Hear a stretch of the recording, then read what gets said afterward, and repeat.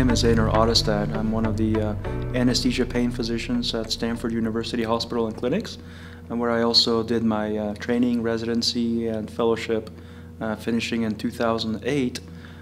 Since then, I have been the director of the acute pain service for about 8 or 9 years now, and also currently I'm a clinical associate professor there, as well as president of the World Academy of Pain Medicine Ultrasonography. Over the year 2017, I performed about maybe 25, 30 StimRouter implants, essentially covering the body, not quite head to toe, haven't done anything above the clavicles yet, but certainly upper extremity, shoulder, trunk, and lower extremity. At Stanford at this point in time, we have implanted probably 10 to 12 different nerves.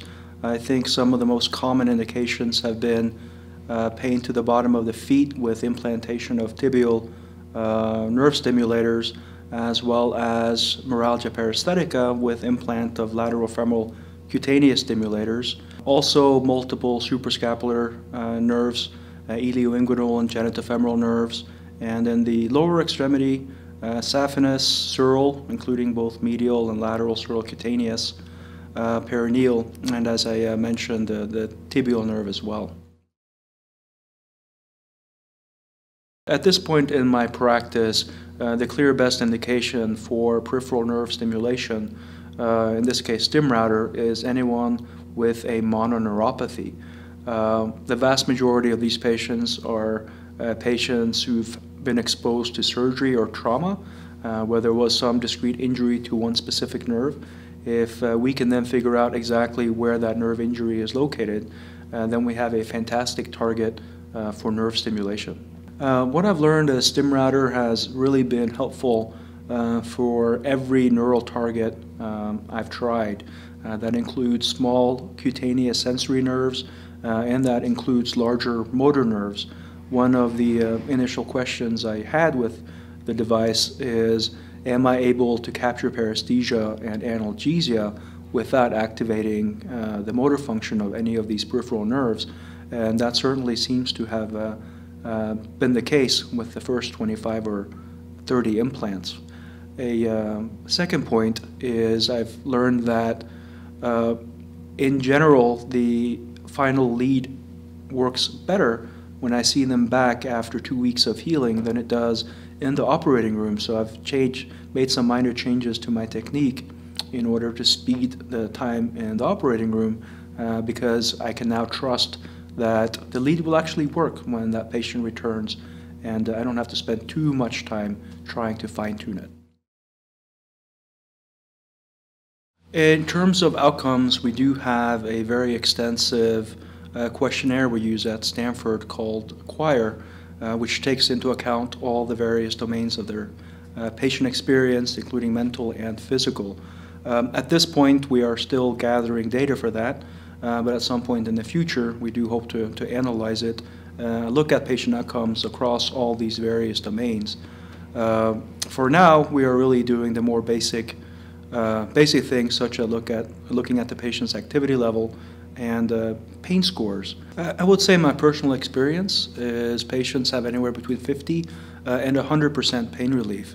I tend to have reasonably challenging patients in that it's not always a single pain complaint.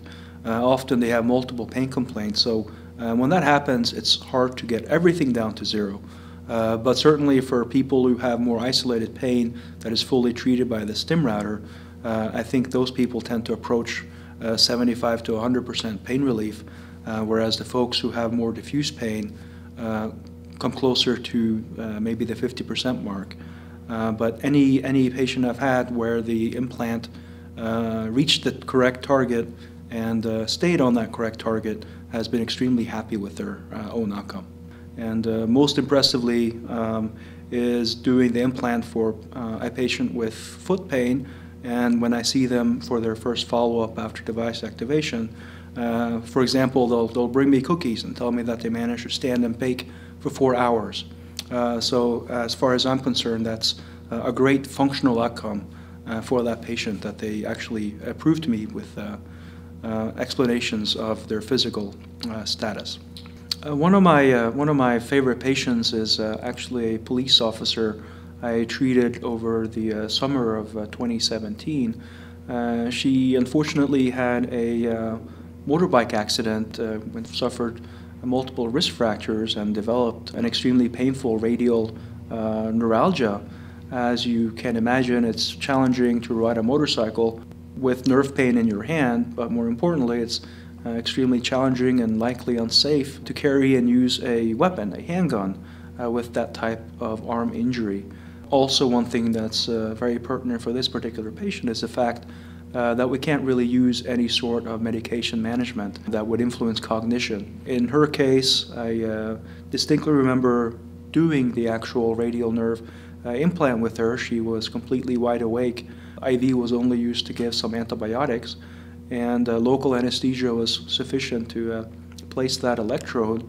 And since then, she has more or less regained her full use of the hand and returned to the workforce as one of our local police officers. So definitely a success story with her. Peripheral nerve pain has been a very challenging diagnosis, I think, for us to treat over the course of decades. The pain can be very resistant to any kind of injection or intervention and medications. Even our best medicine is only going to help maybe 1 in 4 patients. Previously, as part of attempting to control this type of pain, we injected things such as steroids, botulinum toxin. We tried to do more risky and advanced procedures, including freezing the nerves, pulsing the nerves, or ablating the nerves. However, all of those treatments tend to carry the risk of new injury, new neuritis, sometimes worsening the pain, specifically with the ablation procedures. And you also lose function in the nerve. If you're attempting to ablate a nerve, that patient will have areas of skin that are numb. And clearly, if it's a nerve with motor function, they'll have functional deficits as well. Since these procedures didn't necessarily work that great, and even when they did work, they would frequently have to be repeated 1 or 2 times a year, the peripheral nerve stimulator implant has been a very interesting upgrade in terms of what I have available to treat these patients. With peripheral nerve stimulation, I can avoid doing any of the nerve ablations, which always carry that additional risk of worsening that patient's pain. But more importantly, it's a procedure I only have to do once. I don't have to see these patients back for more injections every 2 or 3 months, in which case every individual procedure I do, even if it works, we're aggregating risk over time. So StimRouter, as a result, I've moved above ablations in my own personal algorithm. A second reason to consider StimRouter earlier is that if you ablate a nerve and you're actually successful, it's going to be really challenging to actually stimulate that nerve with a StimRouter until it heals or regenerates.